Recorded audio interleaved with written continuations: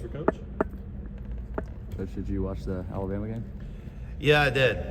We had a great practice on Saturday morning, and I was exhausted. And I was watching it, and then halfway through the game, I saw how good we're playing. I wanted to kind of come to the stadium, but I didn't want to jinx it. So it's just a tremendous win.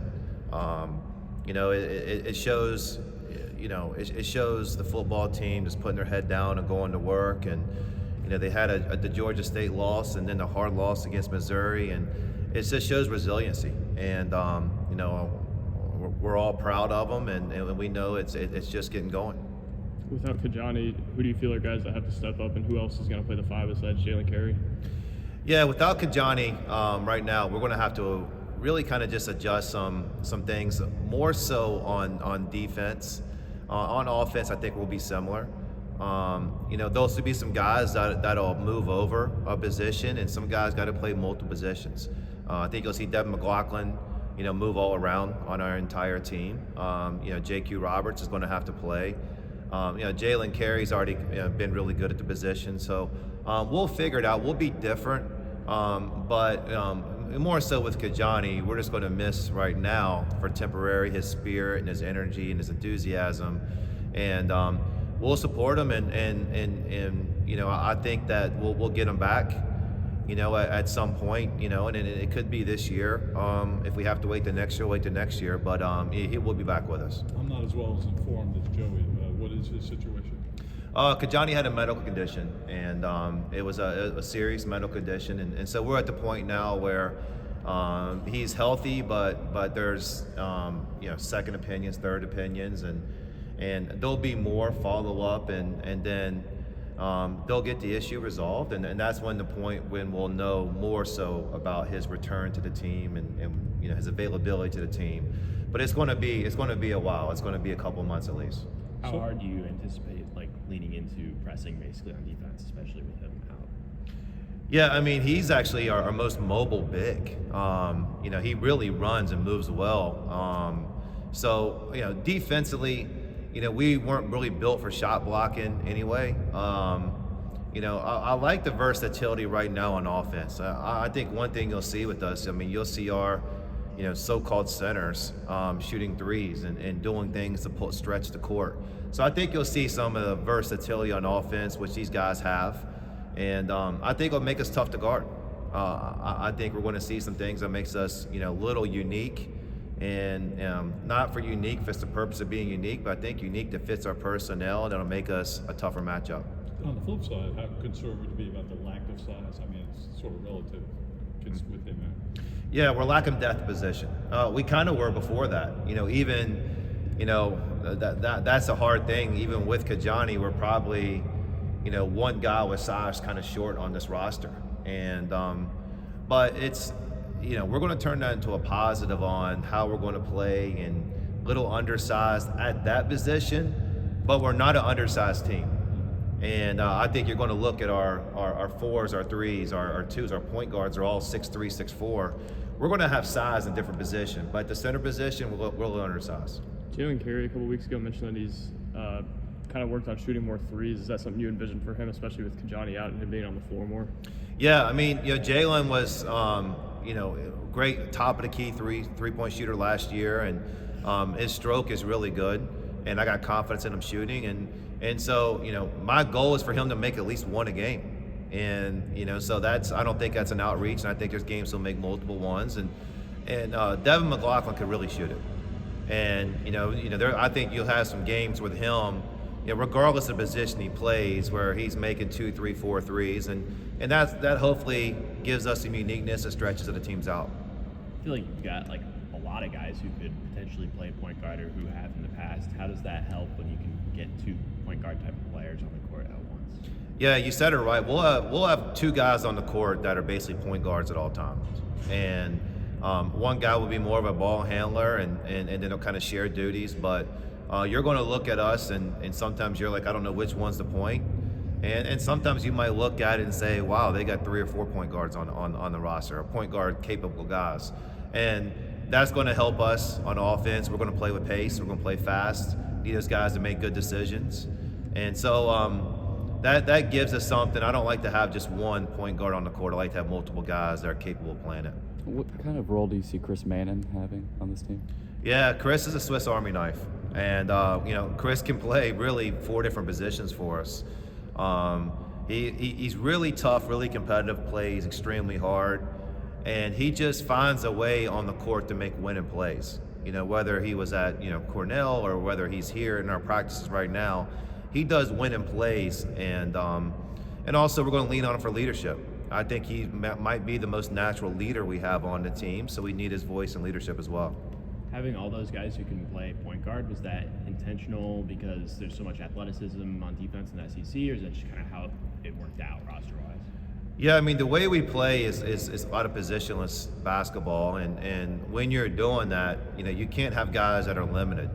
And our point guard is not a natural point guard where he's just a pass first. I want everybody to make good decisions, and it's pass, dribble, shoot, and kind of knowing when to do it, at what time to do it. And so at the same time, size and those guys isn't going to be able to limit their position. So we might have 6'7" point guards and 6'5" and everybody else, but you're going to see multiple guys looking like point guards, including guys that are my centers. The center's going to bring the ball up the break, and I love it doing it. This kind of modern basketball is the way games evolve too. And you look at European or NBA or my previous teams, you're going to see sometimes our point guard is going to be 6'10", bringing the ball up the court. Obviously, a lot of the offense is concept-based and instinctual. How hard do you think it is to learn that, and how long do you think it takes for your team to kind of fully flesh that out? Yeah, if we're having one struggle right now, it's grasping on to not just the concepts on what they're trying to do on offense, but it's also they got to understand their teammates. And so 2 things got to go at once. They got to understand, the read, react, and the concepts of our offense, but also understand what their teammate does well, and then how to play off them and use them to be successful. So that comes with time.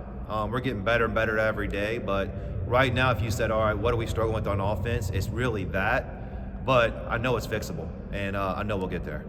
How has the chemistry in the locker room been fleshing out with so many transfers? Yeah, we worked hard on it this summer, and that's one thing when players are coming in for 1 year or don't know each other, that as a coach, sometimes you're kind of forcing the chemistry and forcing them to be together. And what I like now, since we've come back to school after summer session, is it's way more natural now. Guys are communicating more off the court. They hang out. They're starting to care about each other way more. So I thought it was forced this summer by us, just kind of making them be around each other. But now it's definitely a more natural thing, and it's something that's unforced now. You mentioned a couple weeks ago that defense is going to be the focus in the fall, 70 to 80% defense. How's that come along? Yeah, I mean, you look at our practices, and we'll go and practice in the first couple minutes is some skill development stuff, but then after that we hit defense and rebounding for a large portion. And then sometimes our defense segment is so long we don't get the offense, which is okay. And we understand that defense is going to be something that's going to give us a chance to win every game, home or road. And we also got to make sure that we're backing up as coaches, being like, all right, we're going to spend most of our time on the priority, and the offense will come. If we're good on defense, it'll create more for our offense. So your defensive philosophy, describe it for me. Yeah, we're going to be aggressive on the ball. We're going to Man-to-man? not all the time, but I would say majority of the time. And sometimes the team dictates that, whether we got to adjust and do something different on defense. But multiple ball screen coverages. I think if we're playing it right, you'll see heavy pressure on the ball, and you'll see support behind them. But we will not just be, it might just be man-to-man, but it might be different types of man-to-man. And that'll be what we hang our hat on. You mentioned in the summer Tyler Tanner is a guy who could play a lot. How has that come along? Obviously, there's a couple older guards ahead of him. Yeah, I mean, like right now, I don't even know who's in front or who's behind. And he has his moments in practice. Like ironically, 2 days ago in practice, he led us in scoring, and in all our segments. And just like our other guys, especially freshmen, he has good days and bad days. What I like about him is he learns in his bad days, he learns in his good days, and that's why he's going to be really good. And he'll get on the court for us. And you could tell that right away this summer. And the amount, his role, everything else, that's still early and will be determined later. But he's had a good summer, a good fall, and have good practices right now. Anyone been a particular surprise to you? Not really surprised because we had this summer session.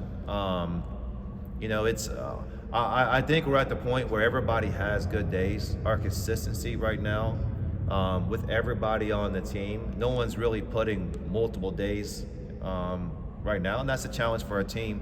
This is kind of the dog days as a team. The honeymoon's over in practices. You're grinding it out. They're tough. They're hard. And then right now they're saying, all right, when's the first games or when's the scrimmages? When are those coming? And as a coach, this time of year, you got to be really process oriented and make sure we're focused on just getting better and not looking down the road, not skipping steps. And as a player, it's tough, because you want to get out there. So I think they've all had their moments. And I know we got to get a lot better. We're working hard. We got a lot more practice before the real games and everything that takes place. But we'll be ready when that moment comes. But we got a lot of work before then.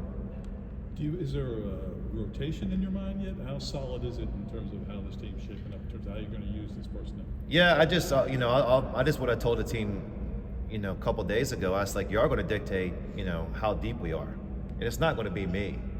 And, we're going to play really hard, really fast. And so that's not going to be a 6-man, 7-man rotation. But, we'll go 8 deep if that's what's needed and that's who deserves it. We'll go 9, 10, 11. We'll let them decide that. But, it's all about productivity and then how long you can play productive and how good we are on the court. And then we'll go as deep as we need to be able to accomplish that. What's your sense of how much AJ Hogarth has been able to pick up the offense? Obviously different than what he'd done before. Yeah, I think AJ is he shows being able to do everything that we want to do, and I think sometimes right now it's just kind of freeing his mind, to play fast, play aggressive, make good decisions, and he's growing along the way. A lot of times I get these guys that are grad guys and they've been entrenched and well coached in a certain style, a certain system for 4 years, or even their role on a team for 4 years. And so a lot of times with them, they got to learn different language, different style, and how you want to be used and where you want them to go. And at certain times, their mind goes back to like something they've done before. And so with him and Grant and Chris and some of these guys that have been in college for a long period of time, it is having them to adjust to a new style. And it's not something that we're going to say is going to be completed and look perfect in November. But we hope it keeps growing and growing, and by the time we're in December, January, and there's SEC games, we're hoping that it's a really good fit and the habits are in place by then. How important is it to have perimeter defenders like AJ and MJ Collins when you probably want to protect non-shot blocking centers? Yeah, on the ball defense and not being in rotation is going to be really important. And we got multiple guys that can really guard the ball. AJ can. MJ Collins is elite at guarding the ball and not causing. Grant Huffman, same thing. Like, these guys can really guard the ball. And the best teams don't get in rotations. The best team can protect the rim before it even gets there. And so we're going to have to scheme that way and be that way, and it starts with on the ball. Anything else? All right, good.